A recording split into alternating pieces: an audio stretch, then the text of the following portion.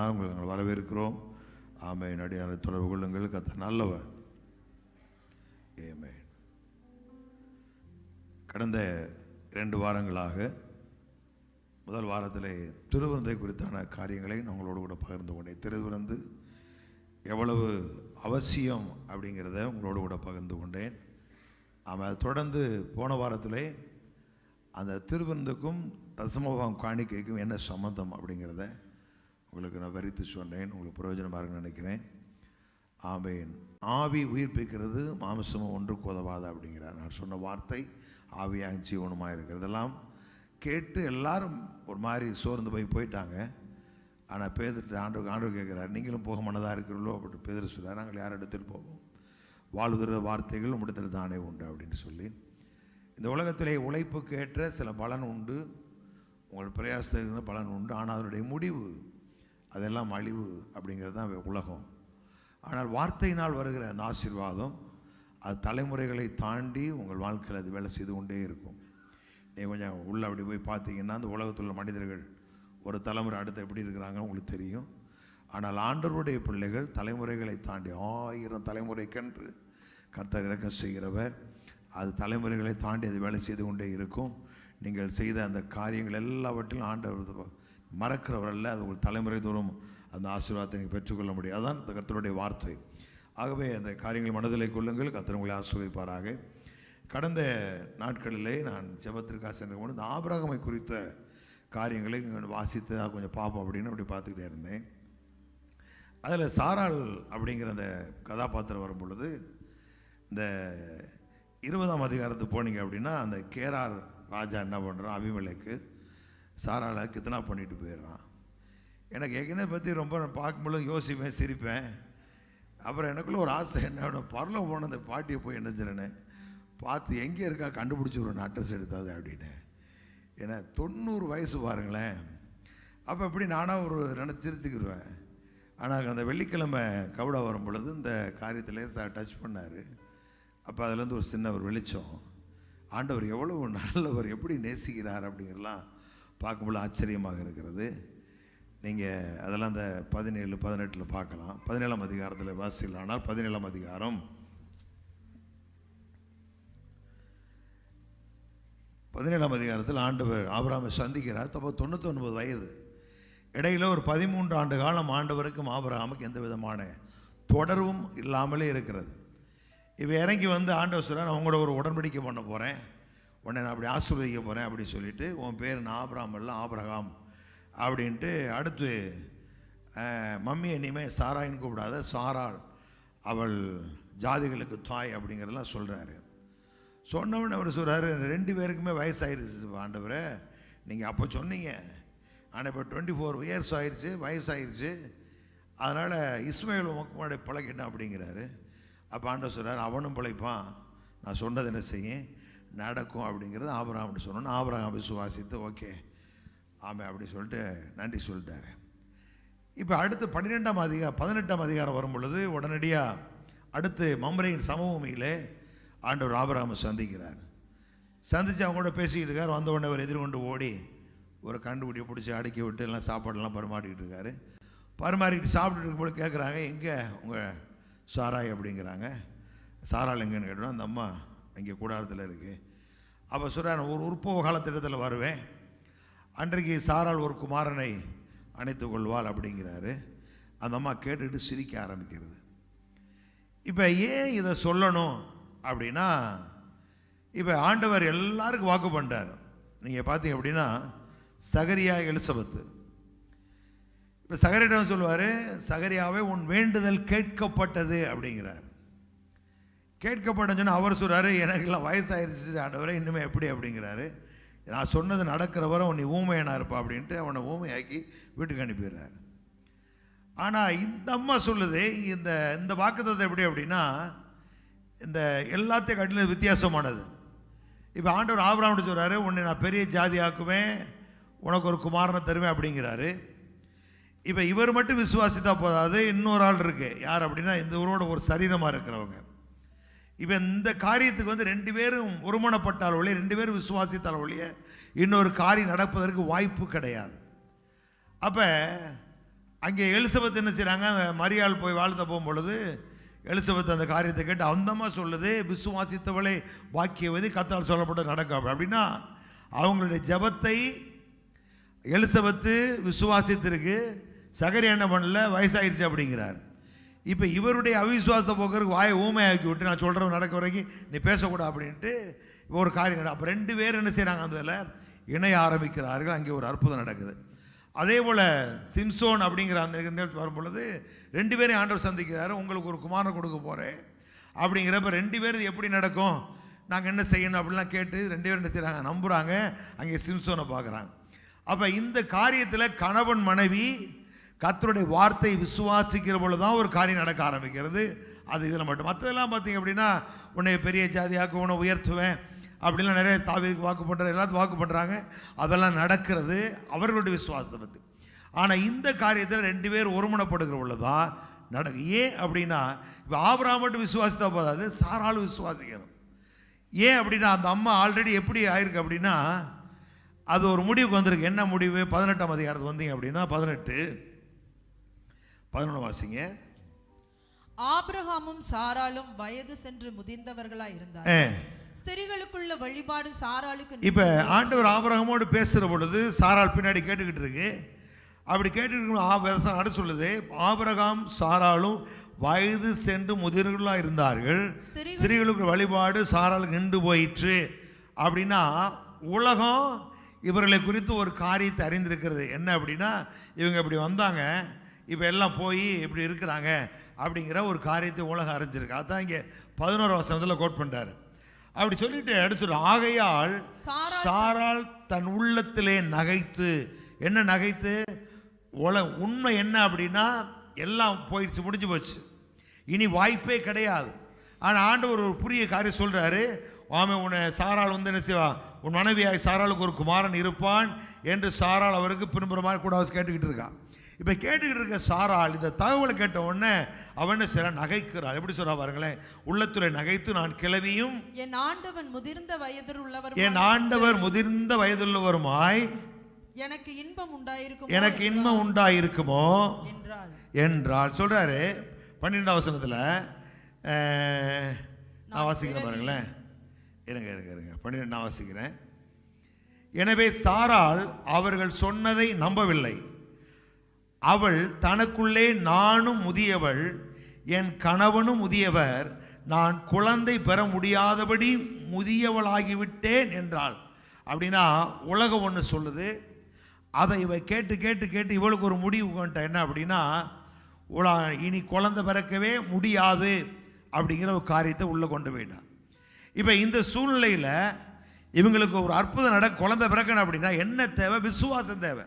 விசுவாசம் இல்லாட்ட எதுவுமே வேலை செய்யாது. எல்லாம் இருக்கு, ஆனால் விசுவாசம் இல்லை அப்படின்னா ஒன்றும் நடக்க முடியாது. பாருங்களேன், ஆண்டவரே ஒரு சொந்த ஊருக்கு போறாரு, அவரை விசுவாசியாதபடினால் அவர் அநேக அற்புதங்களை செய்ய முடியவில்லை அப்படிங்கிறார்.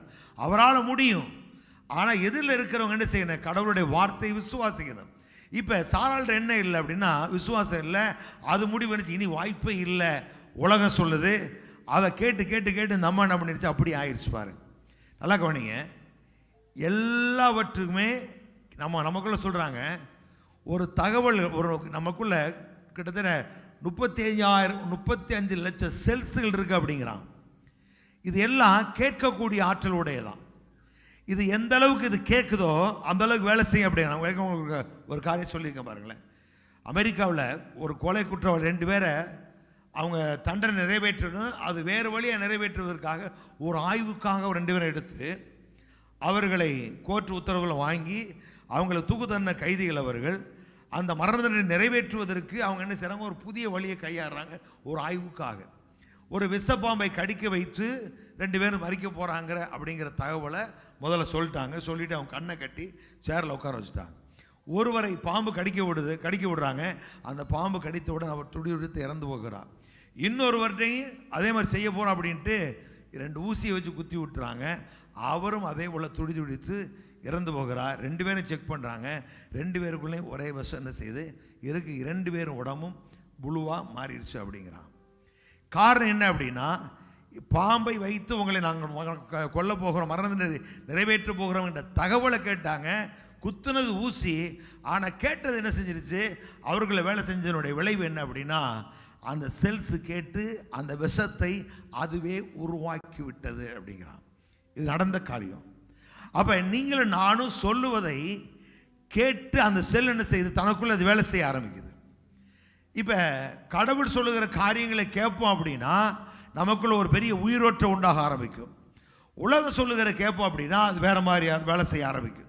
நீங்கள் வியாதியே இருக்காது, ஏதாவது சும்மா ஒரு செக்கப்புக்குன்னு போனீங்கன்னு வச்சுங்க, பிடிச்சிருவான். பிடிச்சிட்டு உங்களுக்கு எல்லாம் பார்டரில் இருக்குன்னு தான் சொல்லி விடுவாங்க, வேறு ஒன்றும் சொல்ல மாட்டேன். எல்லாம் எப்படி இருக்கு? பாடுற தாண்டி வராது. இப்போ சமுத்திரம் பாடுறது தான் நிற்கிது, கடல் அதுக்கு ஒரு எல்லை வச்சுருக்கா, தாண்டி வராது. அது வரும் அப்படின்னு சொல்லிட்டு இன்னும் உட்காந்துட்டு இருக்க முடியாது நம்ம. அப்போ என்ன சொல்லுவாங்க அப்படின்னா, முதல்ல ஒரு தகவலை போட்டு விடுவாங்க, பார்டரில் இருக்குது அப்படின்னு. நீங்கள் சொன்னீங்க எல்லாம் சுகர் பார்டரில் நிற்கிது அப்படின்னு சொன்ன உடனே ஒரு 4 நாள் வண்டி பார்டரில் ஓடிக்கிட்டு இருக்கேன். அப்புறம் வந்துருமோ, சுகர் ரொம்ப போட்டுறா, சுகர் வந்துட்டா பிரச்சனை ஆயிரும் அப்படின்னு பேச ஆரம்பிச்சிருவீங்க. அடுத்து செக்கப் போனீங்கன்னா அது தாண்டி 160 போய் நிற்கும். இதான் நடக்கும். ஏன் அப்படின்னா, ஒரு சொன்ன தகவலை கேட்டதுனால உங்களுக்குள்ள இருக்கிற செல்ஸ் என்ன செய்யுது? அதை உருவாக்குகிற வேலை செய்யுது. இப்போ ஆபிரகாம் விசுவாசிக்கிறாரு, அவர் அமைதி ஆகிட்டாரு. இப்போ இந்த அம்மா என்ன பண்ணுது அப்படின்னா, எனக்கு வயசாயிருச்சு, கர்ப்பம் செத்து போச்சு, எனக்கு பிள்ளை பெறுவதற்கு வாய்ப்பு இல்லை அப்படிங்கிற உலகம் சொல்கிற தகவலை கேட்டு கேட்டு கேட்டு இது என்ன செய்யுது? எதிரும் புதிருமா இது நின்றுக்கிட்டு இருக்கு. சரி, இப்படிப்பட்ட சூழ்நிலையில் தான் ஆண்டவர் என்ன செய்கிறாரு? இந்த மம்ரேயின் சமூகமில் சந்தித்து சோதோம் கொமோரை பற்றி பேச வந்தவர் இந்த அம்மாவை என்ன செய்கிறாரு? டீல் பண்ணிக்கிட்டு இருக்கிறார். இப்போ இப்படி சொல்லிட்டு வரும்போது அந்த வசனத்தை வாசிங்களேன். அப்பொழுது கர்த்தர் ஆபிரகாமை நோக்கி, சாராள் நகைத்து நான் கிழவியாய் இருக்க பிள்ளை பெறுவது மெய்யோ என்று சொல்வானேன். கர்த்தரால் ஆகாத காரியம் உண்டோ? உற்பவ காலகட்டத்தில் உன்னிடத்திற்கு, இப்ப ஆண்டவர் சொல்றாரு, உற்பவ காலகட்டத்தில் உன்னிடத்திற்கு திரும்ப வருவேன். அப்பொழுது அப்படின்னா ஒரு காலம் என்ன, 10 மாசம், மறுபடியும் 10 மாசத்துல திரும்ப வருவேன். அப்பொழுது சாராளுக்கு ஒரு குமாரன் இருப்பான் என்றார் அப்படி சொல்றாரு. அடுத்து ஆண்டவரே உடைய வார்த்தையின்படி அடியேனுக்கு ஆகட்டும் அப்படின்லாம் சொல்லல. மரியாள் என்ன சொன்னாங்க? அது சாத்தியமே இல்லை, ஆனா இப்படி சாத்தியமாக, எஸ் உடைய வார்த்தையின்படியே ஆக கடவுது, இதோ ஆண்டவருக்கு நான் அடிமை அப்படின்னு சொல்லி அந்த சொன்ன வார்த்தை உள்ள கேட்டாங்க பாருங்க. வார்த்தை மனு உருவாக ஆரம்பித்தது. அப்ப இவங்க சொன்ன உடனே, சரி ஆண்டவரே ரொம்ப நன்றி, ஒரு பலி செலுத்தி சமாதானமாக போயிருந்தா பிரச்சனை இல்லை. அதுக்கு நம்ம சொல்லுது, சாராள் பயந்து நான் நகைக்கவில்லை என்று மறுத்தாள். ஆண்டவரே என்னை மன்னிச்சிருங்க நான் அப்படின்னு சொல்லி ஏற்றுக்கொள்ளல. இப்ப என்ன சொல்லுது அப்படின்னா, நான் பகைந்து போய் நான் நகைக்கவில்லை அப்படிங்கிறாரு. அடுத்து ஆண்டவர் சொல்றாரு, அதற்கு அவர் இல்லை நீ நகைத்தாய் என்றார். நான் வாசிக்க அந்த வசனத்தை 15 வசனத்துல, ஆனால் சாராளோ நான் சிரிக்கவில்லையே என்றாள். அவள் அச்சத்தால் இவ்வாறு சொன்னாள், பயந்து போய் நான் சிரிக்கலைன்னு சொல்றாள். ஆனால் கர்த்தரோ, இல்லை நீ சொல்வது உண்மை என்று எனக்கு தெரியும். ஆண்டவர் சொல்றாரு, இதான் பெரிய வார்த்தை, நீ சொன்னது உண்மைதான். நீ என்ன சொன்ன? கிளவி ஆயிட்டேன், பலன் இல்லை, கற்பம் செத்து போச்சு, நீ சொன்னது உண்மை, உலகம் சொன்னது உண்மைதான் அப்படின்ட்டு அதோட அவர் விடலை. உண்மைன்னு சொல்லிட்டு அடுத்து நம்மாக்கு டீல் பண்ணுறா பாருங்க. ஏன் அப்படின்னா, இப்போ அழைத்தவர் அவர், வாக்கு நிறைவேறணும் அப்படின்னா நம்ம விசுவாசிக்கணும். இப்போ இந்த அம்மா அப்போ இந்த வார்த்தை சொல்கிறதுக்கு பதிலாக, நான் இல்லை நான் நகைக்கலை அப்படின்னு சொல்கிறதுக்கு பதிலாக, ஆண்டவரே என்னை மன்னிச்சிருங்க, இல்லை அதை கூட சொல்ல வேண்டாம், உங்களுடைய வார்த்தையின்படி எனக்கு ஆகட்டும்னு சொல்லியிருந்தா முடிஞ்சு போச்சு. இப்போ அதை என்ன சொல்லுது? நான் நகைக்கலை அப்படின்னு பயந்து போய் சொல்லுது. ஆண்டவர் சொல்றாரு, நீ சொன்னது உண்மைதான், நீ சொன்னபடி தான் உண்மை அப்படின்ட்டு இவர் என்ன பண்ணுறாரு? அதோட விடலை. என்னடா சொல்லி கேட்க மாட்டேங்கிறான்னு விடலை. நம்மளாம் தானே பண்ணிருப்போம், ஒரு முறை சொல்ல 2 முறை கேட்கலன்னா வேற ஏதாவது பண்ணி விட்டுருவான். ஆனால் ஆண்டவர் என்ன செய்கிறார்? நேர இந்த அபிமெலேக்கு வச்சு ஒரு காரியத்தை கற்றுக் கொடுக்குறார். சரி, இப்போ அப்படியே 19ஆம் அதிகாரத்தில் சோதோம் கொமோரா சம்பவம் நடக்குது. இப்போ 20ஆம் அதிகாரத்துக்கு போனீங்க அப்படின்னா அவங்க என்ன பண்ணுறாங்க? நேரம் அங்கேருந்து கேராருக்கு போகிறாங்க. அங்கே போனோன்னு அபிமெலேக்கு யாருன்னு கேட்குற, தங்கச்சி அப்படின்னு நேரம் வீட்டுக்கு விட்டு போயிடுறான். இப்போ இங்கே போன உடனே ஆண்டவர் என்ன செய்கிறாரு? இப்போ இந்த இடத்துல ஆண்டவர் டீல் பண்ண ஆரம்பிச்சிடார். இப்போ சாராளுக்கு வயது 90. இப்போ 90 வயது உள்ள சாராள் கர்த்தருடைய வார்த்தை விசுவாசிக்க, நம்ம விசுவாசம் நடக்க போகிறது கிடையாது. அப்ப விசுவாசத்தை துவங்குறவர் யாரு? கர்த்தர். இப்ப இவளுக்கு விசுவாசத்தை ஸ்டார்ட் பண்றதுக்கு அவர் வேலை செய்யறாரு. இவன் ஒன்றும் செய்யல. இவன் படுத்துட்டான். அவளே பார்த்துக்கிட்டு இருக்கிறான். ஐயோ இப்படி சொல்லிவிட்டமே வச்சுட்டுமே மறுபடியும் ஆண்டவர் கூப்பிட கொள்ளவே இல்லை. நான் சிரிக்கல அப்படின்ட்டு சொல்லிட்டு போயிட்டா. ஆனால் ஆண்டவர் விடலை பாருங்க. அவர் என்ன வாக்கு சொன்னவர் அவர் இல்லை. அப்போ இது எப்படி நிறைவேற்றுறது அப்படின்னு அவர் ரூட்டை போட்டு என்ன பண்ணுறாரு, நேர அபிமெலேக்கை தட்டி விடுறாரு. சரி, இப்போ இந்த 90 வயசு பாட்டி ஒருத்தர் விரும்பியிருப்பான் அப்படின்னா கண்டிப்பாக ஆபிரகாம் போல் 100 வயசாக இருக்கணும், அல்ல 105 இருக்கணும், 110 இருக்கணும். புரியுதா? இப்போ இது என்ன சொல்லுது? நான் கிளவி அப்படிங்குது. இது என்ன சொல்லுது? கற்பம் செத்து போச்சுங்கிறது. எனக்கு இன்பம் உண்டாயிருக்குமோ அப்படிங்குது. ஆனால் இதை தாண்டி ஒருத்தர் இருக்கிறான். அவன் யார்? உலகத்தான். ஆண்டவர் அறியாதவன். அநேக நேரத்தில் நாம் புத்தி எப்படி இருக்குன்னா, உலகத்தான் நல்லா இருக்கான், உலகத்தான் நல்லா இருக்கான் அப்படின்னு அப்படி சொல்லிக்கிட்டு இருப்பான். அவனே இப்படி இருப்பான் அப்படின்னா நான் எப்படி இருக்கணும் அப்படிங்கிறது அந்த அந்த மனப்பான்மை நம்மளுக்கு வராது. அவங்களாம் நல்லா இருக்கா, அவங்க நல்லா இருக்கான் அப்படி சொல்லிட்டு இவனு போய் அப்படி நாரி போயிடுறது. அப்படி ஒரு கூட்டம் இருக்குது. ஆனால் ஒரு தேவனை தேடாத ஒரு மனிதன், கடவுள் இல்லாத ஒரு மனிதன் இந்த பூமியில் இப்படி வாழ முடியும் அப்படின்னா என்னையாலேயே வாழ முடியாது. என்னை பலப்படுத்த கிறிஸ்து என்னோடு கூட இருக்கிறார், என்னை மீட்டவர் என்னோடு கூட இருக்கிறார், வாக்கு பண்ணிடுற என்னோடு கூட இருக்கிறார். அப்போ என் வாழ்க்கையில் ஏன் இந்த பிஸ்னஸ்லாம் முன்னேற முடியாது, என் பிள்ளை ஏன் படிக்க முடியாது அப்படிங்கிறதுல பார்க்கறது கிடையாது. அதை விட்டு அவங்கள ஒரு மாதிரி பார்த்து நம்மளை குறைவாகவே பார்க்குற மனப்பான்மை. இப்போ ஆண்டவர் இந்த வியாதியை போக்குறதுக்கு என்ன பண்ணுறாரு? அபிமெலேக்கு கண்டிப்பாக அபிமெலேக்கு இவளை விட குறைஞ்ச ஒரு 5-10 வயசாக நினைச்சிருக்கனே கூட இருக்குன்னு. அந்த காலத்திலோட கணக்குப்படி பார்த்தோம்னா 10 வயசாக கூட இருந்திருக்கணும். அப்போ 100 வயது. இப்போ 100 வயது தாத்தாவுக்கு இந்த அம்மா பாட்டம் என்ன உண்டாகுது? இவளை கொண்டு மனைவி ஆக்கிறன்னு முடிவு பண்ணிட்டான். சரியா? மனைவி ஆக்கி முடிவு பண்ணிட்டா அப்படின்னா இந்த அம்மா பதறி போய் என்னை இப்படி பண்ணிட்டான்னு என்ன தந்திரமாக போய் இந்த ஒருத்தி இந்த இப்போ புதுசாக கட்சி நடாது டிவிகேயா, எங்கள் வீட்டில் 9 ஓட்டு இருக்கு, தளபதிக்கு போடலை அப்படின்னா விஷத்தை வச்சிடும் ஒருத்தர் இருந்தால் பாருங்க. அந்த கேட்டகரியாக இருந்தான்னு வச்சுங்க, கூட்டிகிட்டு போன உடனே பாலில் ஒன்று கலந்து அபிமெலேக்கு நைட்டே கொண்டிருந்தாள்னா இவளுக்குள்ள விசுவாசம் வேலை செஞ்சுருக்காது, இவ ஜாதிகள் பிறந்திருக்காது, ராஜாக்கள் தோன்றியிருக்க மாட்டாங்க. இப்போ அமைதியாக ஆண்டவரே அப்படின்னு ஒடுங்கி போய் பயந்து உட்கார்ந்துருக்கிறாரு. அழைச்ச தெய்வம் என்ன செய்கிறாரு? ஒரு ஆப்ரேஷன் நடத்திக்கிட்டு இருக்காரு. என்ன? அபிமெலேக்கு தொட்ட செத்த அப்படின்ட்டார். அவ்வளவுதான். இப்போ இந்த அம்மாவுக்குள்ள என்ன உண்டாயிருச்சு அப்படின்னா, அபிமெலேக்கை பார்க்குது, அடுத்து அவன் வயசை பார்க்குது, அடுத்து அவன் வீட்டார் கற்பமெல்லாம் திறக்கிறத பார்க்க கடைசி வசனம் சொல்லுது, அபிமெலேக்கு மனைவியையும் வேலைக்காரிகளையும் கர்த்தர் குணமாக்கி அப்படிங்கிறார். அப்போ ஒரு பெரிய சுகத்தை குணமாக்குற அந்த காரியத்தை ஹீல் பண்ணி எல்லாரும் கற்பம் தரது பிள்ளை பிறக்கும்படி கர்த்தர் செய்கிறாரு, அனுக்கிரகம் செய்கிறாரு. இதை பார்த்த இந்த அம்மாவுக்கு 100 வயது கிழவனுக்கு இன்பம் உண்டாயிருக்கும்னா எனக்கு அவர் ஏன் எதை எப்படி பாச சொல்கிறீங்க அப்படின்னு கேட்குறீங்களா? அடுத்து கீழே போன உடனே எல்லாரும் ஆபிரகாமுக்கு எல்லாம் கொடுக்குறான், பொண்ணை கொடுக்குறான், வெள்ளியை கொடுக்குறான், ஆடு மாடு கூட எல்லாம் கொடுக்குறான். இந்த அம்மாவுக்கு ஒரு 100 வெள்ளி காசை எக்ஸ்ட்ரா கொடுத்து 1000 வெள்ளி காசு கொடுத்து அவர் சொல்கிறாரு, அவன் அபிமெலேக்கு சொல்கிறான் சாராளை பார்த்து, இது முகத்துக்கு முக்காடாகட்டும், கிளவி மூடிக்கிட்டு போ அப்படிங்கிறான்.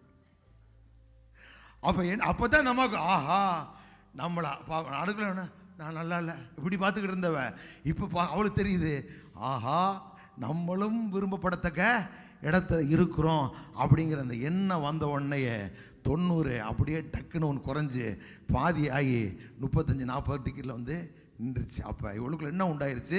விசுவாசம் உருவாக ஆரம்பிச்சிருச்சு. எப்படி சொல்கிறீங்க அப்படிங்கிறீங்களா? அப்படி இன்னைக்கு வாங்க 21க்கு வாங்களேன். கர்த்தர் தாம் சொல்லியிருந்தபடி சாராள் பேரில் கடற்றமானார். கர்த்தர் தாம் உரைத்தபடியே சாராளுக்கு செய்தலினார். ஆபிரகாம் முதிர் வயதாய் இருக்கையில். சரி, அப்படி சொல்லிட்டு வரும் பொழுது 5-6 வசனத்தை வாசிங்களேன். தன் குமாரனாகிய ஈசாக்கு பிறந்தபோது ஆபிரகாம் 100 வயதாய் இருந்தார். அப்பொழுது சாராள், தேவன் என்னை நகைக்க பண்ணினார், இதை கேட்கிற யாவர் என்னோடு கூட நகைப்பார்கள். சாராள் பிள்ளைகளுக்கு பால் கொடுப்பாள்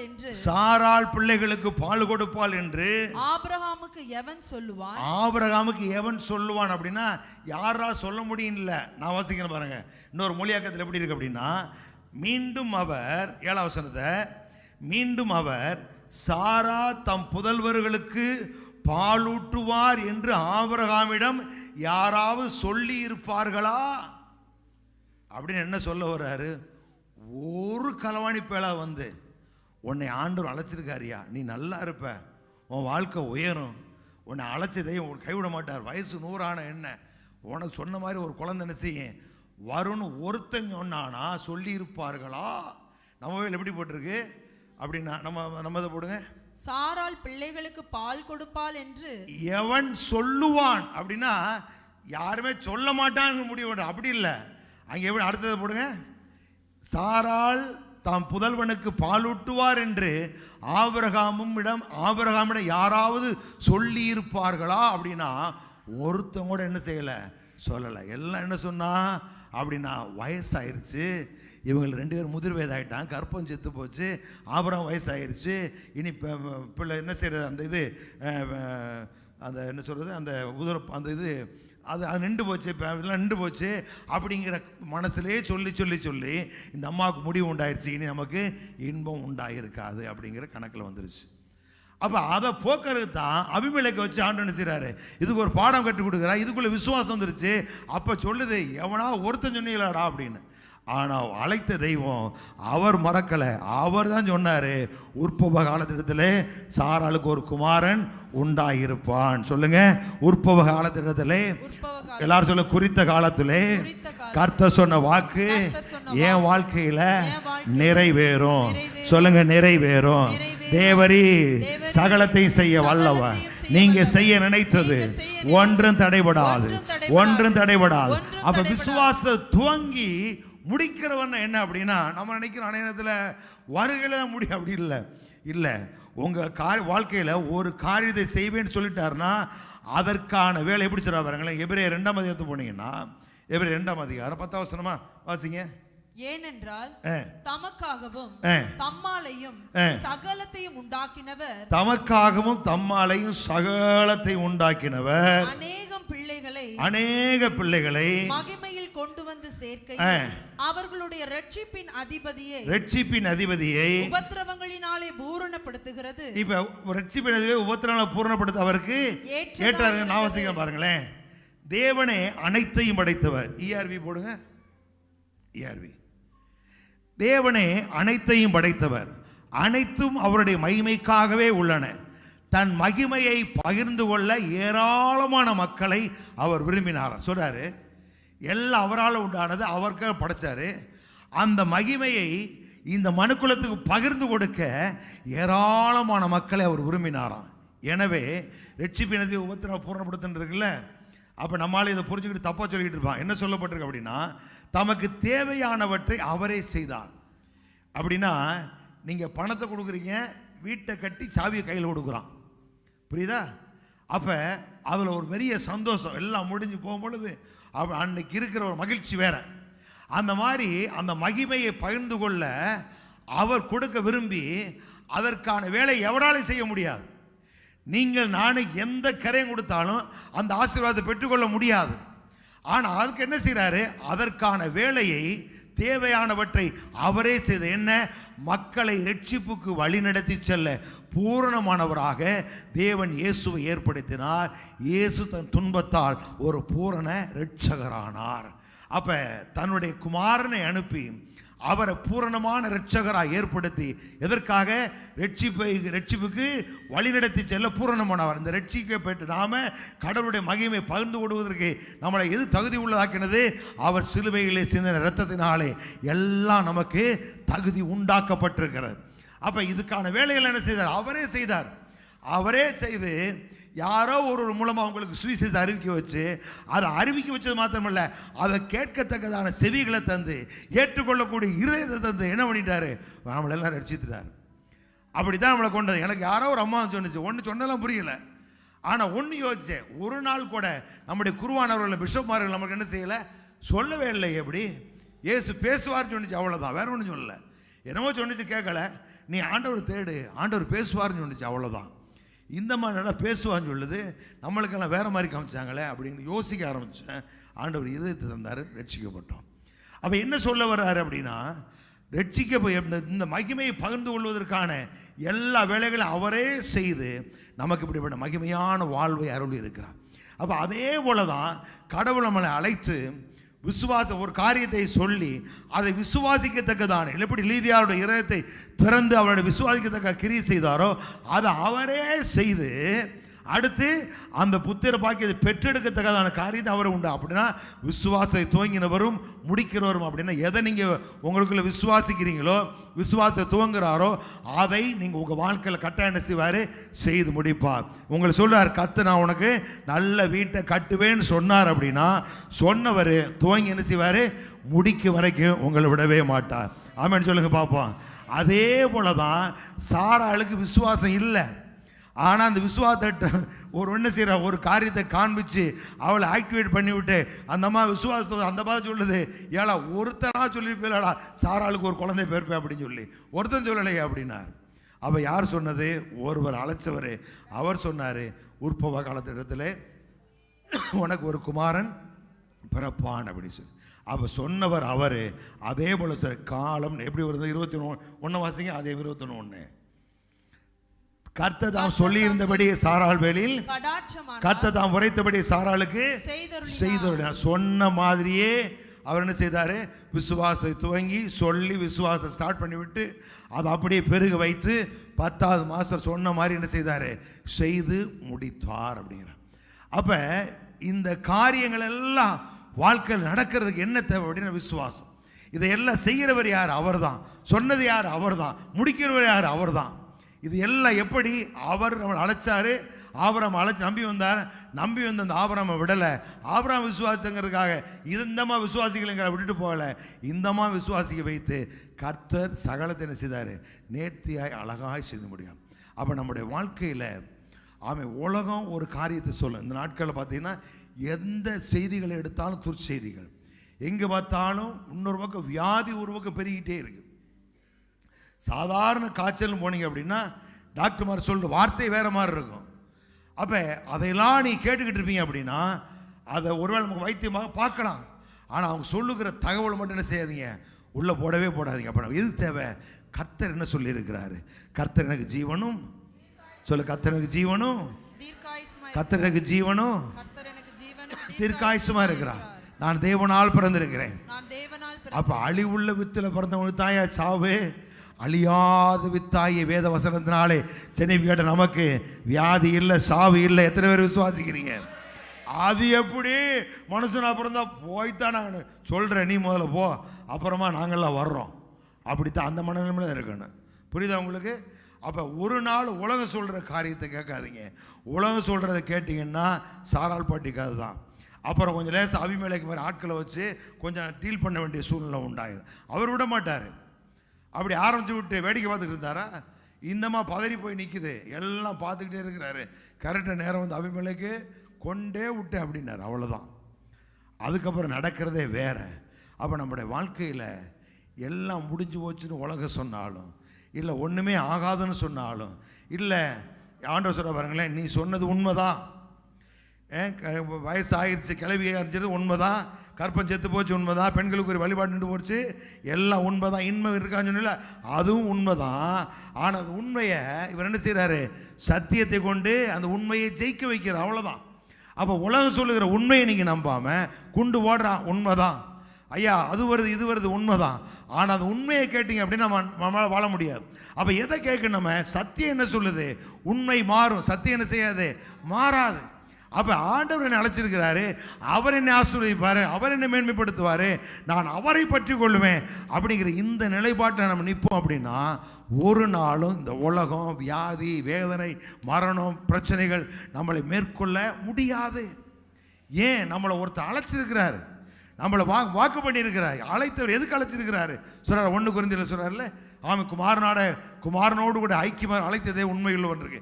இன்னொரு மொழியாக்கத்தில் யூடிபிங்கிற ஆங்கில வேதம் சொல்லப்பட்டிருக்கு, அவருடைய மகிமையை பகிர்ந்து கொடுக்க அழைத்த தேவன் உண்மையுள்ளவர் அப்படிங்கிறார். ஐக்கியம்னா என்ன, ஒருவரோடு ஐக்கியமாக இருக்கும்போது ஒரு பெரிய சந்தோஷம், நிறைவு.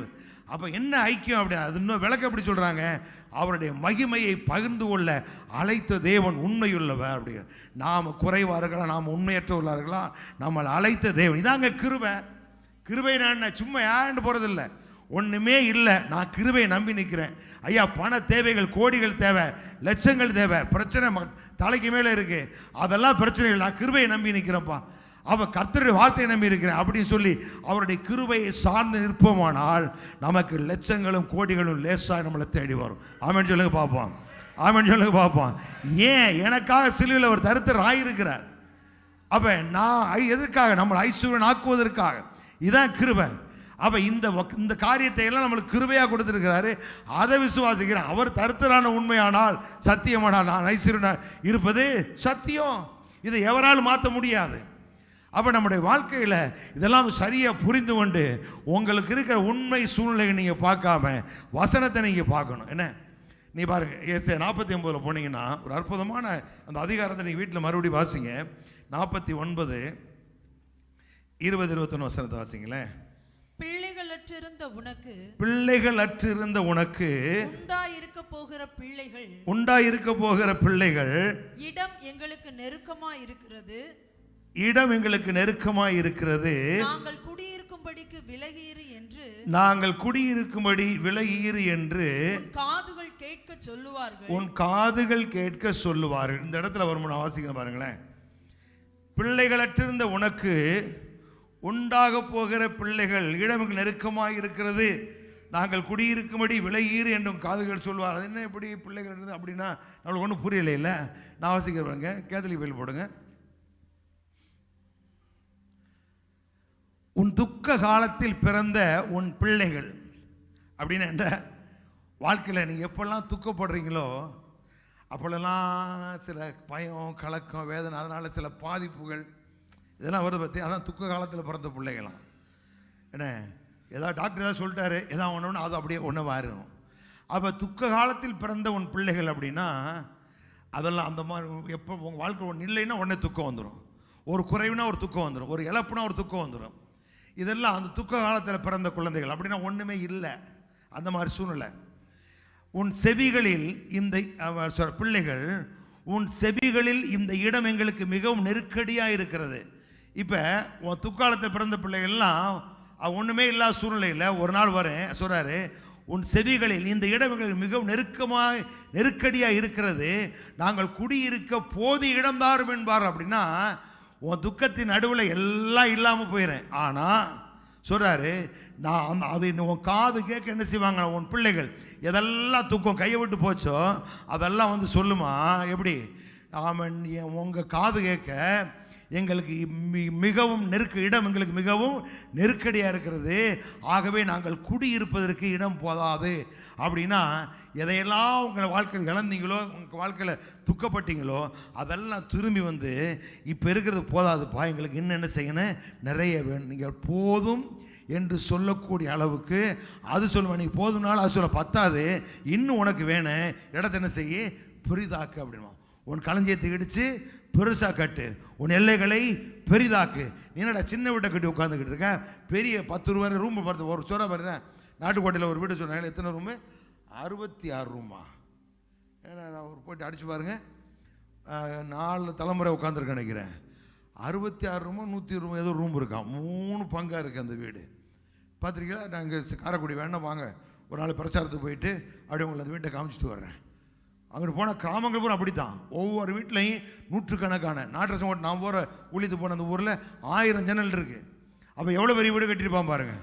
அப்போ நமக்கு புத்தி எல்லாம் என்ன அப்படின்னா, கதவு ரெடிமேடு கதவு, அப்புறம் இப்போ தண்ணி பட்டோன்னு அரைச்சிட்டு போகிற மாதிரி இப்படி நம்ம வைப்போம். ஆனால் அது ஆண்டவர் சொல்கிறாரு, எல்லாம் ஒன்றை விட்டு போனாலும் எனக்கு இடம் பத்தாது, இன்னும் தேவை அப்படிங்கிற வந்து என்ன சொல்லக்கூடிய அளவுக்கு உன் வாழ்க்கையில் மாற்றம் உண்டு. அப்போ நீ என்ன செய்வ அப்படிங்கிற அடுத்த வசனத்தை வாசிங்க. அப்பொழுது நீ இவர்களை எனக்கு பிறப்பித்தவர் யார்? இவைகளை எனக்கு பிறப்பித்தவர். இதெல்லாம் என் வாழ்க்கையில் எல்லாம் போயிடுச்சு. ஆனால் அது வந்து சொல்லுது, நாங்கள் இருக்கிற இடம் போதாது, இடத்த பெருசாக்கு அப்படின்னு சொல்லுமா. அந்த அளவு உங்கள் வாழ்க்கையில் திரும்ப என்ன செய்யலாம் கூடி வரும். வீட்டை இழந்தீங்களா மறுபடி வரும்.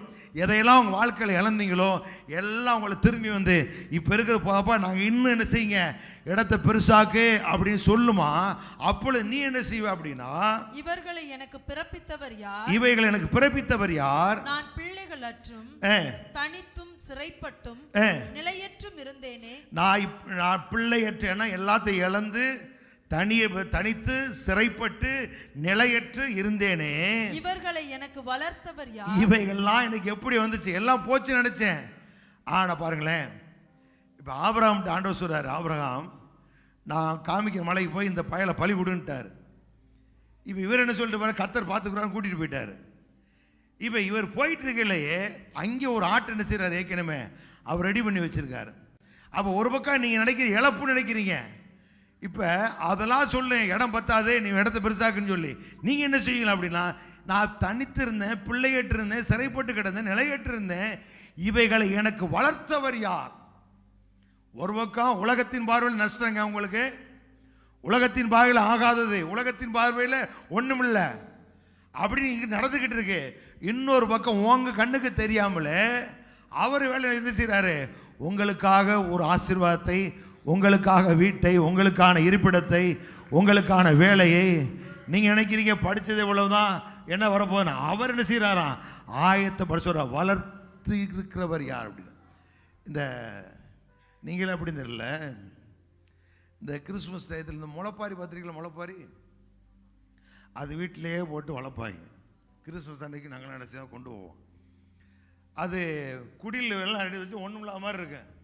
நைட்டு 11 மணிக்கு பொம்பளை என்ன செய்வாங்க, அப்படியே வச்சு கொண்டு அந்த குடியில் வச்ச உடனே குப்புன்னு முளைச்சி நிற்குவார். லைட்டை போட்டோன்னு அப்படி ஜிகு ஜிகு ஜிகுன்ற குடியில். அந்த மாதிரி உங்கள் வாழ்க்கையில் எல்லாம் அப்படி முளைச்சி நிற்கும். அந்த மாதிரி இப்போ நீங்கள் சொல்லுங்க, நீங்கள் அது சொல்லுமா எங்களுக்கு இடம் பத்தாதுன்னு நீங்கள் சொல்லுவீங்களா, இதையெல்லாம் எனக்காக வளர்த்தவர் யார். இதோ நான் ஒன்றியாய் விடப்பட்டிருந்தேன், எனக்கு உதவி செய்யக்கூட ஒரு பயனு இல்லை, இவைகள் எங்கே இருந்து வந்தது என்று நீ ஒரு இருதயத்திலே சொல்லி கொள்ளுவாய். எவ்வளவு நல்ல ஆண்டவர் பாருங்க. எல்லாம் போனது உங்கள் பார்வையில், எல்லாருடைய பார்வையில். நம்மளை அப்படித்தான் சொன்னா, கொடுக்குறவங்களாம் கொடுத்துட்டான், இவன் எப்படி ஆலயத்தை கட்டுவான்னு இங்கே உட்காந்தே கலவாணி சொல்லிக்கிட்டு இருந்தான். போயிட்டான். அதனால தைரியமாக சொல்கிறேன், உள்ளே உட்காந்துக்கிட்டு கொடுக்குறவெல்லாம் கொடுத்துட்டான். எப்படி நடக்கும்? இன்னும் இது மட்டும் இது இல்லைங்க, இன்னும் இருக்கு. இந்த உட்காந்துருக்காங்க பாருங்க. ஓய் பேசி முடிச்சிட்டியா, உன் பாய் கருத்து போச்சு, உன் முதுகு கருத்துன்னு பார்த்துக்க. அப்போ இங்கே சொல்ல உட்காந்து சொல்லிகிட்டே இருப்பான். ஆனால் இது சாதாரணமானது. இன்னொரு காரியத்தை கத்தனை செய்கிறாரு, ஆயத்தப்படுத்திக்கிட்டே இருக்கிறார். அல்லேலூயா. அது சீக்கிரம் நம்முடைய கண்கள் பார்க்கும்படி செய்வார். இப்போ சொல்ல, நான் ஒன்னியாக இருந்தேன், எல்லாம் என்னை விட்டு போயிடுச்சு, எல்லாம் என்னை விட்டு போயிடுச்சு, வாழ்க்கையில் எல்லாத்தையும் இழந்துட்டேன். ஆனால் எனக்காக இதையெல்லாம் வளர்த்தவர் யார், எப்படி எனக்கு இது வந்துச்சு அப்படின்னு சொல்லி நீ இன்னும் இருதயத்திலே சொல்லி கொள்ளுவாய் அப்படிங்கிறாரு. அப்போ தேவன் நம்முடைய வாழ்க்கையில் செய்ய போகிற காரியங்கள் அற்புதமாக அதிசயமாக நடந்துக்கிட்டே இருங்க. நம்ம செய்ய வேண்டிய நல்ல வசனத்தை வாசிங்க, வார்த்தையை கேளுங்க. ஆமே. நீங்கள் இந்த இந்த நம்ம ஆளுக்கு பிரசங்கம் பண்ணுற மாதிரி நீ அப்படி இருக்குன்னு பாருங்க. கடந்த நாட்கள் ஒரு பிரசங்கம், அவர் எனக்கு ஆச்சரியமாக இருந்தது. அந்த பிரசங்கம் பண்ண, சிலுவையில் அறையப்பட்ட உங்களுக்கு பிரசங்க மேடை தேடி வரும். சிலுவையில் அறையப்பட்ட இயேசுவை, சிலுவையில் அறையப்பட்ட ஊழியர்கள் தான் பிரசங்கிக்கணும் அப்படிங்கிற இந்த செய்தி எங்கே இருக்குது தெரியுமா? எழுப்புதல் தாமதிப்பது ஏன்னு ஒரு புக்கில் இருக்குது. இந்த வார்த்தை நான் படிச்சிருக்கிறேன். இந்த வார்த்தை அந்த எழுப்புதல் தாமதிப்பது ஏனுங்கிற லியோனார்ட் ரெவன்கில் எழுதின புத்தகத்தில் இருக்குது. அந்த வார்த்தையை ஷார்ட் மெசேஜை எடுத்து ஒரு பெரிய ஊழியர் போட்டிருக்கிறாரு. ஆமை, சிலுவையில் அறையப்பட்ட இயேசுவை, சிலுவையில் அறையப்பட்ட ஊழியர்கள் தான் பிரசங்கம் பண்ணணும், இல்லாட்டா பண்ணாதங்கிறாரு.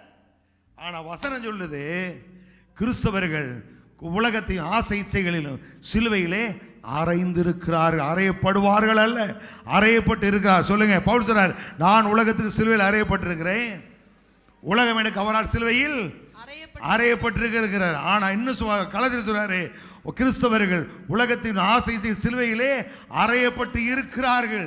என்று இயேசு அறையப்பட்டாரோ அவர் விசுவாசிக்க நாமும் அவரோடு அறையப்பட்டு இருக்கிறோம். இந்த புத்தி வந்தாதான் கேரக்டர் மாறு.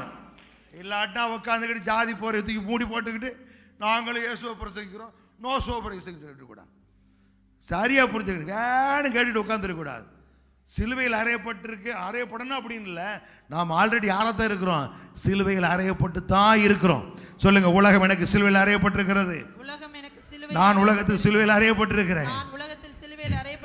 சொல்லுங்க, நான் தைரியமா சொல்லுங்க, உலக சிலுவையில் அறையப்பட்டிருக்கிறேன்.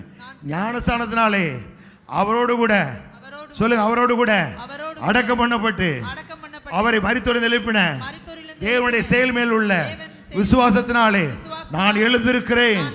இதையெல்லாம் வாயில சொன்னீங்கன்னா வியாதி வரும், மண்டையில முடியெல்லாம் போக, கல்யாணம் முடிக்கும் போது பாதி பேர் சொட்டையா இருக்கு, இப்ப சொட்டிடும். அப்ப நம்மளாம் எங்கே நிற்கிறோம், அப்ப எதை விசுவாசிக்கிறோம்? இந்த சத்தியெல்லாம் முன்னாடி தெரிஞ்சா நம்மள முடி எனக்கு கேப் இருந்திருக்காது. ஓய், கவனிக்கிறியா? குறுக்கு ஓடிச்சு புரியுதா உங்களுக்கு? அப்ப நம்மெல்லாம் யாரு? உயிர்த்தலின் சாயலில் இணைக்கப்பட்டிருக்கிறோம். என்ன ஆச்சா பூச்சான்னு வந்தாலும் பரவாயில்ல, அடித்து தள்ளி விட்டு என்ன செஞ்சிருங்க, ஓடி போயிடணும். அப்போ கடவுள் நம்மளை எப்படி வச்சுருக்காங்கிறத நீங்கள் பாருங்கள். இதையெல்லாம் பார்க்க ஆரம்பிச்சிட்டோம்னா நம்முடைய வாழ்க்கை அற்புதமாக மாற ஆரம்பிச்சிடும். அப்போ நம்ம செய்ய வேண்டிய என்ன அப்படின்னா, அவன் கடவுளுடைய வார்த்தை அப்படியே நீங்கள் கவனமாக படித்து விசுவாசிங்க. ஏன்னா இந்த நாட்களில் ஆசீர்வாதம் யாருக்கு வேண்டும் அப்படின்னு ஒருத்தன் ஒரு ஆள் சொல்லுவார், ஆசீர்வாதம் பழைய ஏற்பாடு புதிய ஏற்பாடு இல்லைங்கிறார். போயா, சிலுவையில் எதுக்காக அவர் சிலுவையில் மறிச்சார் அப்படின்னு? ஆமாம், நம்மளுக்கு எந்த வாழ்க்கை மனசை இழந்தானோ அந்த வாழ்க்கையை மறுபடி மீட்டு கொடுக்கத்தான் சிலுவை என்ன செய்தார், மறித்தா. பரலோகம் அப்புறம் போவோம், மெதுவாக போவோம். முதல்ல செய்ய வேண்டிய வேலையெல்லாம் செஞ்சு முடிங்க. தலைமுறைகளுக்கு ஆசீர்வாதத்தை சேர்த்து வைங்க, சம்பாத்தியத்தை சேர்த்து வைங்க. நான் ஒரு ஒரு ஊழியக்காரர் சொல்ல பாருங்க, யார்? ஜான் வெஸ்லி சொல்கிறார். ஜான் வெஸ்லி தான், நன்றாய் சம்பாதிங்கள், எவ்வளவு சம்பாதிக்க முடியும் என்ன செய்ய, சம்பாரி. எவ்வளவு சேர்க்க முடியுமோ அவ்வளவு சேரு, எவ்வளவு கொடுக்க முடியுமோ அவ்வளவு கூட அப்படிங்கிறார். அப்போ சம்பாதிக்கிறது போதும் அப்படின்னு முடிவு பண்ணிடக்கூடாது. நம்மளுக்கு பயம், காசு வந்தால் கத்தரை விட்டுரும் அப்படின்னு. நான் சொல்கிறேன், காசு வந்தால் நீ கத்தரை விட மாட்டேன், காசு இல்லாட்டா தான் கத்தரை விடுவேன். நீ பாரு, நிறைய பேர் ஏன் போகிறான் அப்படின்னா இதான், என்னத்தை போனீங்க அப்படின்னு சொல்லி பிள்ளை போயிடுவான். அப்போ பிள்ளை போயிட்டால் வாழ்க்கை முடிஞ்சு போச்சு, எல்லாம் போச்சு. அப்போ ஏன் கடவுளை கொடுத்து சரியான புரியாதனால, அறியாதனால. அப்போ கடவுள் நமக்கு சிலுவையில் எவ்வளோ மேன்மையை பெற்றுக் கொடுத்துருக்காங்கிற அறிந்து நான் விசுவாசிக்கிற பொழுது நிச்சயம் ஒன்றுமே இல்லைனாலும் பரவாயில்ல, உலகம் பார்த்து இவன் கதை முடிஞ்சினாலும் பரவாயில்ல, கர்த்தருடைய வார்த்தையை நம்பினா 90 வயசு 99 வயசுலையும் குழந்தைன செய்யும் கட்டாயம் பிறக்க ஆரம்பிக்கும். ஒரு புதிய காரியத்தை உங்கள் வாழ்க்கையில் காண்பி. சொல்லுங்க, கர்த்தர் புதிய காரியத்தை செய்வா, அது இப்பொழுதே தோன்றும், இப்பொழுதே தோன்றும். வனாந்தரத்தில் வழியும், அவாந்தர வழியிலே ஆறுகளை உண்டாக்குவார். சொல்லுங்க, அவாந்தர வழியிலே ஆறுகளை உண்டாக்குவார். எப்படிப்பட்ட கர்த்தர் பாருங்க. ஏன் ஒரு மனுஷனுக்கு ஆறே உண்டாக்குவாராம். ஏதேனை உண்டாக்கி பெரிய ஆறுகளை பிரிந்து தேசம் முழுவதும் ஓடும்படி செஞ்சார். எதுக்காக?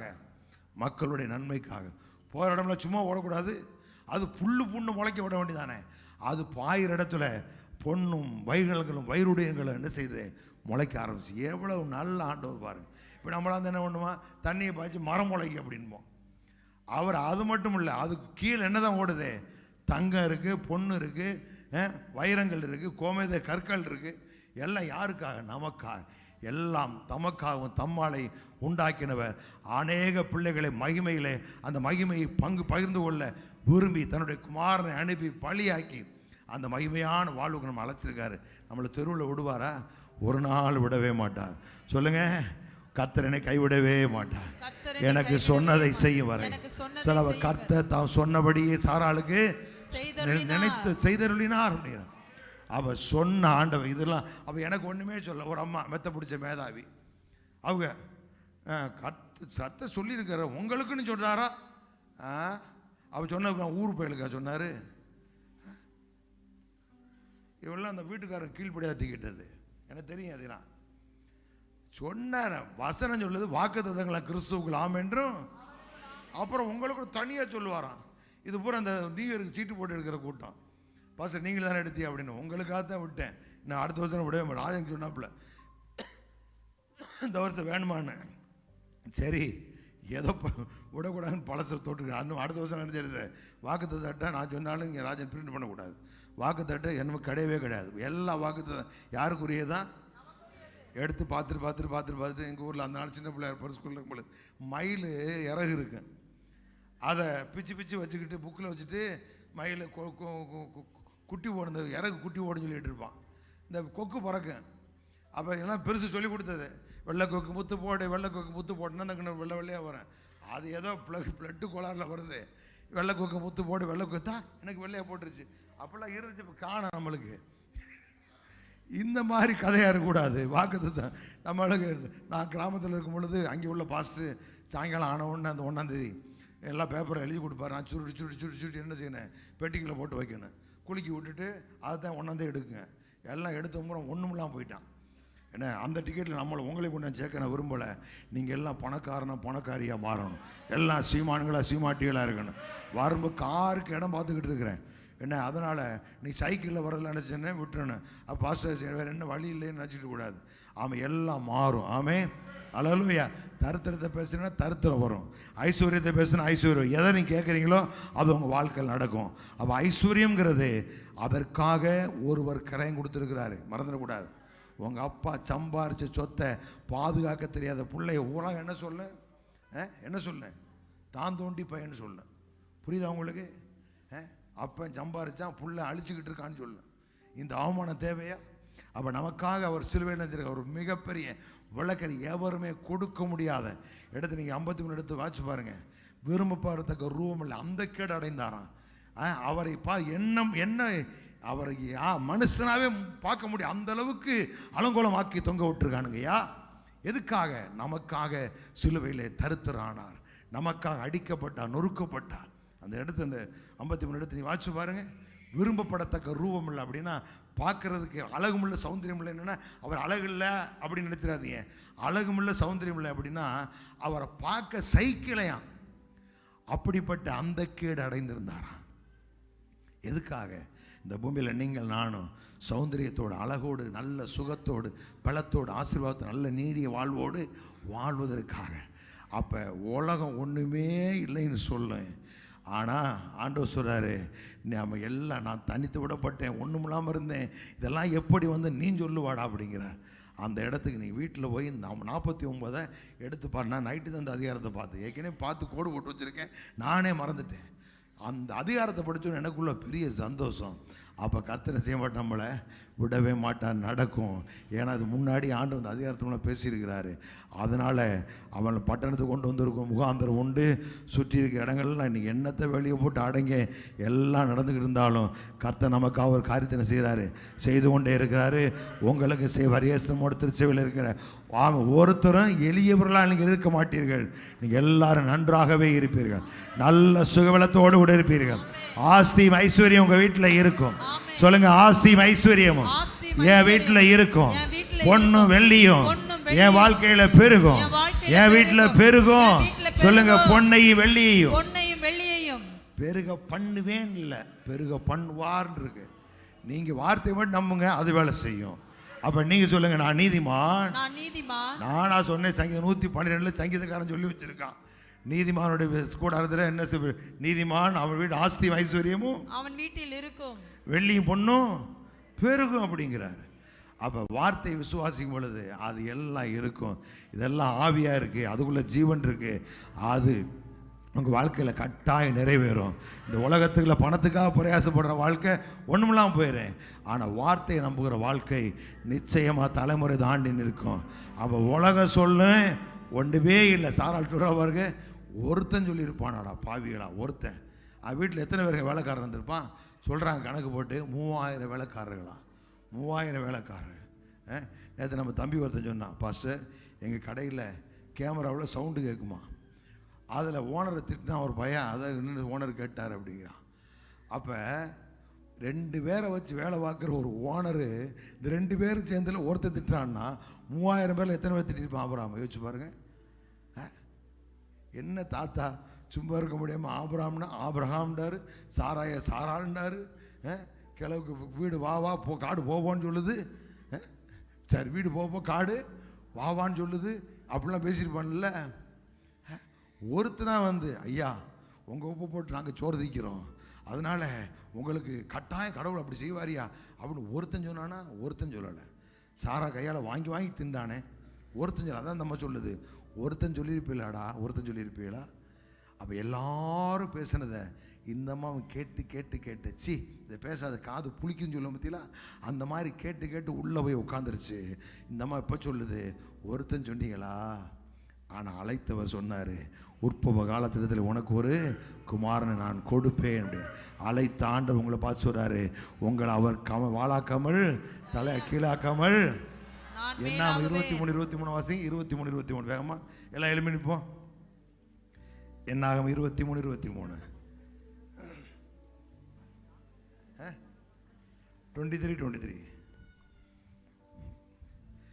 யாக்கோபுக்கு விரோதமான மந்திரவாதம் இல்லை, இஸ்ரவேலுக்கு விரோதமான குறி சொல்லுதல். இந்த இடம் உங்களுக்கு நல்லா தெரியும் பாருங்க. யாரு? பிள்ளையாம். இஸ்ரவேல் மக்களை சபிக்கிறதுக்கு பாலா கூட்டு வர்றான். இப்போ யாக்கோபு சொல்றான், இப்போ பிள்ளையாம் சொல்றான், யாக்கோபுக்கு விரோதமான மந்திரவாதம் இல்லை, இஸ்ரவேலுக்கு விரோதமான குறி சொல்லுதலும் இல்லை. இவனை என்ன பண்ணி என்ன செய்ய முடியாது, நீ சாய்க்க முடியாது. ஓய் பார்த்தீங்களா என்ன நடக்குதுன்னு? நீ என்னத்தை தான் நீ பண்ணி வை, அவன் இருக்க வேற வீரியம் கூட தான் எந்திரிப்பான ஒழிய அவனை சாய்க்கவே முடியாது. ஏன்னா இன்னும் போனீங்கன்னா வீட்டில் போய் 38 எஸ்ஐகள் 39 எடுத்து வாட்சி பாருங்க. ஆண்டவர் சார் நான் கரத்தை நீட்டுவேங்கிறாரு. இப்போ என்னது அயன் டோம்னு ஒன்று விட்டுக்கிட்டு இருந்தான், இப்போ லேசர் வச்சுருக்கான். சுக்கு சுக்கு சுக்கு லேசர் வச்சு தட்டுறான். அடுத்து லேசர் இருக்காது, கர்த்தருடைய கரம் நீட்டப்படுமா. அன்னைக்கு என்ன செய்யுமா, மாம்சம் அழுகி கீழே விழுமா. அதை திங்கிறதுக்கு பச்சைகள் என்ன செய்வேன், வரவழைப்பேன் இருக்கிற எல்லாம் நடந்துக்கிட்டே இருக்கு. இந்த இப்போ லேசரில் வச்சு அடிக்கிறான். அடுத்து லேசர் இருக்காது, ஒன்றும் இருக்காது. எப்படி எதிரி சாவானே தெரியாது, அந்த இடத்துக்கு வந்துடுவான். ஏன் அப்படி? அப்படிதான் பிள்ளைவன் சொல்றான், யாக்கோபுக்கு விரோதமான மந்திரவாதம் இல்லை, இஸ்ரவேலுக்கு விரோதமான குறி சொல்லுதலும் இல்லை. எதை சொல்லி இவனை மோசம் போக்க முடியாது, எந்த மந்திரவாத வல்லமே ஒன்றும் செய்ய முடியாது. இவனை குறி சொல்லி என்ன செய்ய முடியாது, வார்த்தை குறி சொல்ல என்ன, உனக்கு அப்படி நடக்கு இப்படி எனக்கு தப்பு தப்பா சொல்றனால அதை சொல்லி என்ன செய்ய முடியாது, நீ டைவர்ட் பண்ண முடியாது, ஒன்றும் செய்ய முடியாது. தேவன் என்ன செய்தார் என்று கொஞ்ச காலத்தில் யாக்கோபை இஸ்ரவேலை குறித்து சொல்லப்படும் அப்படிங்கிறார். இன்னும் கொஞ்ச காலம் நீ வெயிட் பண்ணி பாரு பாலாக், இவங்களுக்கு அவர் செய்ய போறத சொல்ல. நானும் மந்திரவாதமோ பிள்ளிசுனியும் என்ன செய்ய முடியாது, ஒன்றும் செய்ய முடியாது. நம்ம ஆளுங்க சொல்லுவான், உங்க வீட்டில் ஒரு ஆவி குடியிருக்கிறத பார்க்குற போட இந்த மாதிரி பிம்மி வேலையெல்லாம் கேட்டுக்கிட்டு கூடாது. நம்ம ஆளுகள் வரும், சங்கு சங்குன்னு கேட்டுச்சு முன்னாடி வர மாதிரி, சங்கு சங்குன்னு மேடம் வீட்டில் பக்கத்து இருக்காரு நடந்து போயிருப்பா, கொலுசு போட்டிருப்பா, கேட்டிருக்கு. சங்கு சங்குன்னு கேட்டுச்சான், கதவை தட்டுற மாதிரி இருந்துச்சான். என்னன்னா கதை சொல்றீங்க, கொஞ்சம் அசந்தன்னு வச்சுங்க, நம்மளே மிளகா அரைச்சிருக்கியா நீங்கள். வந்து கதவை தட்டுச்சான், கதவை பிடிக்கிட்டுச்சான், டப்புண்டுச்சான். என்ன வேலை செய்விய, அது காற்றுல நீ கொக்கியை போடாமல் இருப்பி டப்புன்னு அடிச்சிருக்கேன். ஏன்னா அதுக்காக அந்த அரண்டை கணக்கு இருண்டெல்லாம் பேயின்னு சொல்லுவாங்கல்ல, சமயத்தில் சாப்பிட்டுருக்குள்ள செல் எடுத்து பார்ப்பேன், என்ன அடிச்சது மாதிரி கேட்டுச்சுன்னு. ஏன் வியாதியை பாருங்க, நம்மளுக்கு எப்பவுமே செல் அடிக்கிற மாதிரி. ஏன்னா என்ன அப்படின்னா யாரும் அடிச்சு எடுக்கலாம் ஏதாவது சொல்லுவாங்களோ அப்படிங்கிற ஒரு எண்ணம் தான். அதுவும் வளர்த்து விட்டது யாரது, நீங்கள் தான். ஒரு நாள் அடிச்சு விட்டு எடுக்கலை, நான் பார்த்தேன், நிறைய மிஸ்ஸுங்க அடைஞ்சி விட்டுட்டேன். நான் சொன்னேன் கவனிக்கல அப்படின்னு. உங்களுக்கு மிஸ்டு காலில் கிடந்திருக்கும்ல, அப்போ அந்த நேரத்தில் பார்த்தேன். அப்போ சாரி, அந்த நேரத்தில் என்ன, இந்த மிஸ்டு கால் வரல. அதுக்கப்புறம் ஏதோ டவுன்லோட் பண்ணதுக்கப்புறம் தான் மிஸ்டு கால். முன்னாடிலாம் அடித்து வரலைன்னா ஆஃப் பண்ணி போட்டதுன்னா அடித்த ஒன்று ஆன் பண்ணோன்னா கடன்னு வந்து விழுந்துடும், யாரை கூப்பிட்ருக்கான்னு. இப்போ ஒன்று பொழிவுனா அதில் தான் வருது. அப்போ அந்த நேரத்தில் அது மாற்ற தெரியல, எனக்கு வரல. வரைஞ்சி அது எப்படி வராமல் இருக்கு, படிக்கலை, ஏஇபி தெரியாது. ஆனால் என்ன தெரியுது, மிஸ்டு கால் வந்து விழுந்திருக்கும்ல, அது தெரியுது நல்லா. அப்போ இந்த மாதிரிலாம் கேட்கும்போது நம்மளுக்கு என்ன செய்யறேன், யாரும் அடித்து எடுக்கலைன்னா கோவப்பட்டுருவாங்களோ அப்படிங்கிற அந்த புத்தி இருந்ததுனால நம்மளை அறியாமலே பயம். ஒரு நாள் நைட்டில் நான் செல் ஆஃப் பண்ணி போட்டேன். ஒருத்தருக்கு உடம்பு சரியில்லை, இந்த தம்பியெல்லாம் இங்கே இருக்காங்க, கேட்டு பாருங்க. நைட்டு எனக்கு அடிச்சிருக்காங்க 15 காலுக்கு மேலே. நான் அன்னைக்குன்னு பார்த்து பிள்ளைகள்லாம் ரொம்ப 3-4 நாள் கழிச்சு ஊர்லேருந்து வர்றாங்களே அப்படின்ட்டு நான் செல்லை சைலண்டில் போட்டு தூங்கிட்டேன். காலில் இருந்துச்சு பார்க்குறேன், ராஜேந்திரன் ஃபோன் பண்ணி சொல்ல இந்த மாதிரி எடுக்கலையாமே அப்படின்னு. போன பார்க்குறேன், ஒரு ஊர் போட்ட மிஸ்டு கால். அன்னையிலேருந்து அப்புறம் போன ஆஃப் பண்ணாமே போட்டிருப்பேன். ஆனால் இப்போ எனக்கு ஒரு பெரிய தைரியம், என் ஜனத்துக்கு ஒரு தீங்கு ஒரு கேடு. ஏன்னா அன்னைக்கு எனக்கு சத்தியம் தெரியல, என்னைக்கு தெரியுது. அதனால் நான் நிம்மதியாக தூங்குறேன். டைட்டில் ஃபோன் அடித்தா கூட பதறாமல் எடுக்கிறேன். ஏன்னா ஒருவேளை நீங்கள் ஏதாவது சொன்னால் கூட நான் சொல்லுவேன் ஒன்றும் நடக்காதுன்னு சொல்லுவேன். இவருக்கு வந்தால் தான் தெரியும் நினச்சிங்கன்னா அது உங்களுக்கு தான் ஆபத்து. ஒன்றும் நடக்காது. எஸ் அப்படின்ட்டு முடிஞ்சு போச்சு. அவள் பெரிய பிரச்சனையெல்லாம் சாதாரணமாக நான் சொல்லுவேன், உங்களுக்கு ஒன்றும் வராதுன்னு சொல்லு. நீங்கள் வந்தால் தான் தெரியும். இந்த வாயை அடக்கணும் போல. இங்கே பிரதர்ஸாவது பரவாயில்ல, நீங்கள் ஈஸியாக சொல்லிட்டு போயிருங்க. இவருக்கு வந்தாத்தால தெரியும், இவருக்கு போனால் தானே தெரியும். அப்படின்னா எனக்கு ஒன்றும் வராது, எனக்கு தெரியும் இல்லை ஒன்று வராது. நான் சொல்லுங்க, நான் நீதிமான், எனக்கு ஒரு கேடு வராது, ஒரு தீங்கு வராது, என் பிள்ளைகளுக்கு ஒரு தீங்கு வராது. அரபு நாட்டில் இருக்காங்களா? நான் சொல்கிறேன் ஒன்றும் வராது. நான் பயந்து ஒரு பிரதர் கேட்டேன், என்ன அப்படின்னு. ஒன்றும் இல்லை, எல்லாம் கடலில் விழுந்துக்கிட்டு இருக்கு அப்படின்னு. அவர் அங்கே தான் இருக்கிறார், ஆயில தான் வேலை பார்க்குறாரு. அவர் கூழாச்சுறதுக்கெல்லாம் கடலில் விழுந்துக்கிட்டு இருக்கு மாஸ்டர் அப்படிங்கிறாரு. அதனால் எங்கே விழுந்தாலும் உங்களுக்கு ஒரு தீங்கும் வராது. சொல்லுங்க, ஒன்றும் வராது. நம்முடைய கர்த்தர் பறந்து காக்கிற பட்சியை போல பாதுகாக்கிறார். அப்போ உலகம் சொல்கிற உண்மையை சத்தியத்தை கொண்டு மாற்றி அமைக்கக்கூடிய மாபெரும் சக்தி உங்கள்கிட்ட தான் இருக்குது. நாம் அது நிச்சயம் நடக்கும். உங்கள் வாழ்க்கையில் நீங்கள் சொல்லுவீங்க, இதெல்லாம் எனக்காக வளர்த்தவர் யார், கொடுத்தவர் யார், அவர் அல்லவா அப்படி சொல்கிற இடத்துக்கு கர்த்தர் உங்களை கொண்டு வருவார். பூமியில் நல்ல வீடு வாசல்களை கட்டி தோட்டம் துறவுகளை நாட்டி நீங்கள் மகிழ்ச்சியோடு குடியிருக்கும்படி கர்த்தர் உங்களுக்கு அனுக்கிரகம் செய்வார். ஆஸ்தி ஐஸ்வர்யம் வாழ்க்கையில பெருகும்.